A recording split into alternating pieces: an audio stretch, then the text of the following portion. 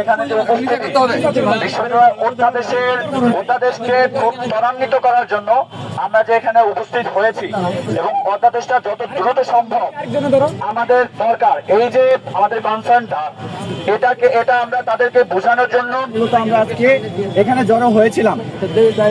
পরবর্তীতে আমরা যখন মন্ত্রণালয়ে গেলাম,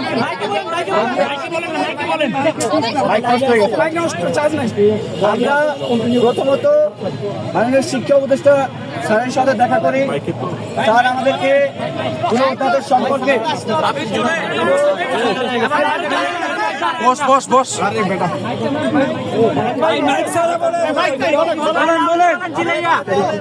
আমাদেরকে বিভিন্ন দিক নির্দেশনা দিলেন যে অধ্যাদেশ আসলে কতদূর রয়েছে, এবং স্যারের পিএস তার সাথে আমরা দেখা করেছি। এই জন্য আমাদের অনেক সময় লেগেছে। পিএস আমাদেরকে যেটা নিশ্চিত করলো যে ভাই অধ্যাদেশ প্রায় 80% অধ্যাদেশের কাজ হয়ে গেছে, এটা তারা আমাদেরকে নিশ্চিত করেছে। এবং তারা যে অধ্যাদেশের যে রোডম্যাপ, সেই রোডম্যাপের কাগজে দেখিয়ে আমাদেরকে বলেছে যে সত্যিকার অর্থের অধ্যাদেশের দ্বিতীয় ধাপে আমরা রয়েছি, এটা ঠিক। কিন্তু অধ্যাদেশ দিতে এই দ্বিতীয় ধাপটা হচ্ছে সবচেয়ে লং ডিউরেশনের ধাপ। এই ধাপটা হচ্ছে কেন লং ডিউরেশন, আমি যদি একটু ব্যাখ্যা করি।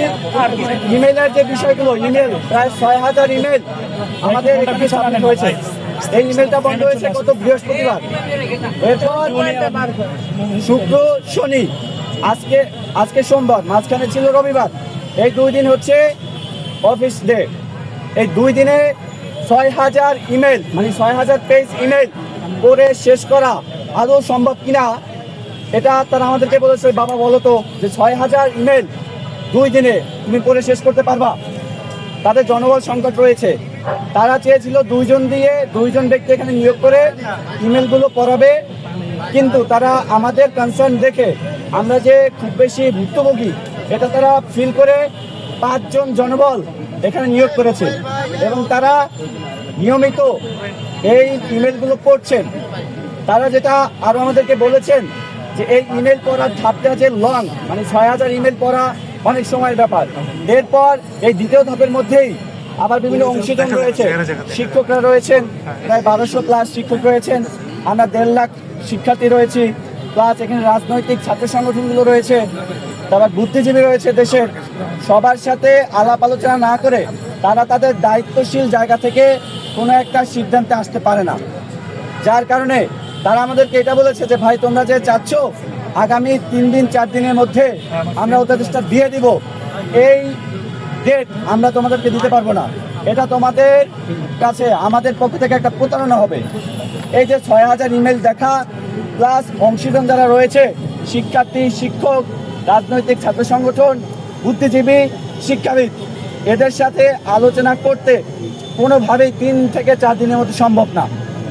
এরপর তারা বলেছে যে পরবর্তী যে ধাপগুলো রয়েছে প্রতিটা ধাপই 2 থেকে 4 দিনের মধ্যে শেষ করা সম্ভব।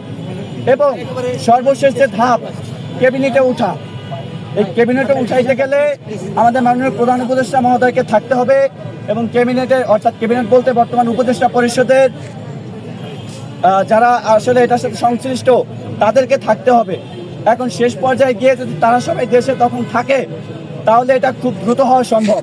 এখন যদি প্রধান উপদেষ্টা মহোদয় তখন যদি কোথাও বিদেশে সফর থাকে, সেক্ষেত্রে হয়তো সময় 2, 3 দিন, 4 দিন, 5 দিন বেশি লাগতে পারে। তাহলে মোটা দাগে তারা আমাদেরকে যেটা বললো, বর্তমান যে ধাপে আমরা রয়েছি সেই ধাপটা হচ্ছে সবচেয়ে বেশি লং ডিউরেশন ফেজ, এবং পরবর্তী ধাপগুলো খুবই কম সময়ে 2 দিনের মধ্যে বা 3 দিন বা সর্বোচ্চ 4 দিনের মধ্যে অনেক ধাপ শেষ হয়ে যাবে। এখন লাস্ট যে ধাপটার কথা বললো, উপদেষ্টা পরিষদে এটা পাস হওয়া এবং রাষ্ট্রপতির সিগনেচারের মাধ্যমে অধ্যাদেশ হয়ে যাওয়া। এই ধাপটা হচ্ছে আরেকটা হচ্ছে বড় ধাপ, কিন্তু বর্তমান ধাপের চেয়ে অনেকটাই ছোট। তো আমরা তার কাছ থেকে আলটিমেটলি যে জিনিসটা জানতে চাইলাম যে স্যার, আমরা যদি পার্সেন্টেজ হিসাব করি আমাদের অধ্যাদেশ হওয়ার কাজ কতটুকু হয়েছে। তিনি বললেন এই লং ফেজটা যদি হয়ে যায়, এই লং ফেজটা হয়ে গেলে তুমি ধরে নিও তোমার 80% অধ্যাদেশের কাজ হয়ে গেছে। এখন আমরা বিশ্ববিদ্যালয়ে পর্যায়ে পড়াশোনা করা শিক্ষার্থী, আমরা সব কিছুই বুঝতেছি যে এতগুলো ধাপ আমরা যেভাবে বলতেছি আগামী 3-4 দিনের মতো